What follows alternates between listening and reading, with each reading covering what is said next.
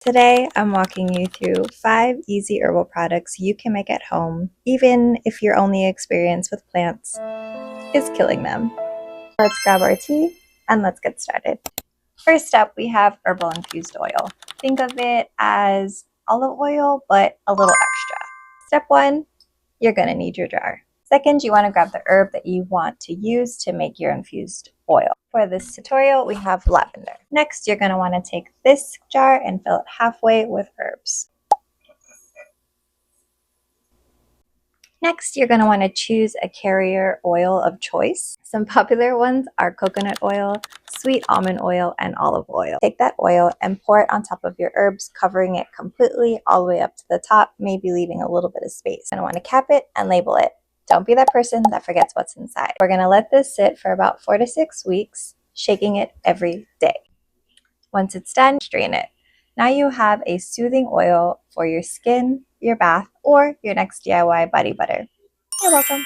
Here's an example of one of my giant herbal oils. Product number 2 is herbal tea. Guys, herbal tea is basically Herbalism's gateway drug. Pick 2 to 3 herbs that you like. A few examples are chamomile, which is calming, peppermint, which is really good for your digestion, or lemon balm, which is really good for reducing stress. Next, throw all those bad boys in a jar, mix it up, put some water in it, and you're done. General rule of thumb for tea making is about 1 to 2 teaspoons per 8 ounces of hot water. Then strain it.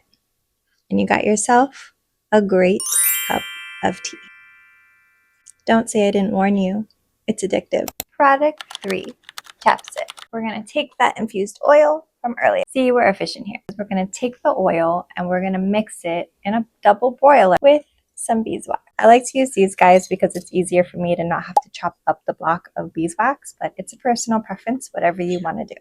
Essentially, we're going to add the oil and the beeswax together until they're fully combined. Once that's done, you can add VOs to them if you want to, but it's completely optional. I would just say be careful with them because some people are a little bit more sensitive to them than others. Once that's done, you can transfer everything into your container of choice. I like to use these recycled ones for my product, but I prefer to reuse these little mini jars for my personal stash. Not only do I use this as a chapstick, but I also use it as a salve for dried or cracked skin, a burn, a cut. This is really gentle, so I pretty much use it on everything. If I have some dry skin, I will just tap it on there. And that is product 3. Side note about making lip balm or even herbal salves is that if you add too much beeswax, essentially you're just going to make a hockey puck. If it's too hard, remelt it, add a little bit more oil to it until you find your perfect combination. Also remember, you're not a failure, you're just learning. So these things take time to learn, and that's fine.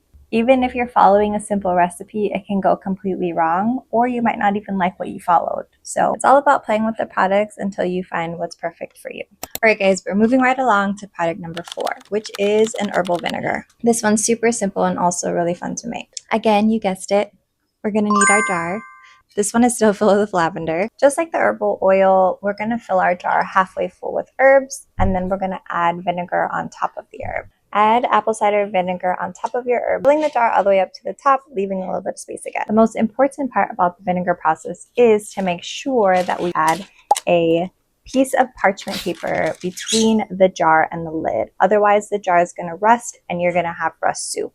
And that's gross. We'll go ahead and measure that parchment paper down to the top of the jar. It's a little bit smaller now. I'm going to place that on top of the jar like so. And then we're just going to cover it just like that. Now we're protected. Jar the herbs and the lid. No rust here. I'm going to let this sit in a cool place for 2 to 4 weeks. And don't forget to label it because you're not a wild animal. After your 4 weeks is up, go ahead and strain it. Now you can use it in your kitchen. Please don't forget to add this little magical barrier. That smell is not going to be pleasant if you don't. All right. Product number 5 is a herbal bath soap. Grab a cup of Epsom salt and about half a cup of herbs. Some popular ones are lavender, rose, or calendula. We're going to mix those all together, including the salt, and then you're going to place it in a little muslin bag. You're going to tighten it up and toss it in your tub. That's it. Don't be that person that throws loose herbs in their bathtub unless you want to spend the next few hours trying to clean your drains. Use a bag, it saves time, trust me.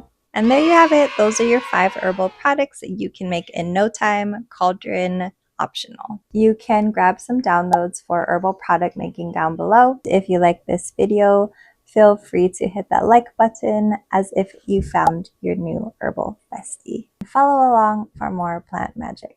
Now go forth, make herbal products, and don't forget to label your jars. Bye!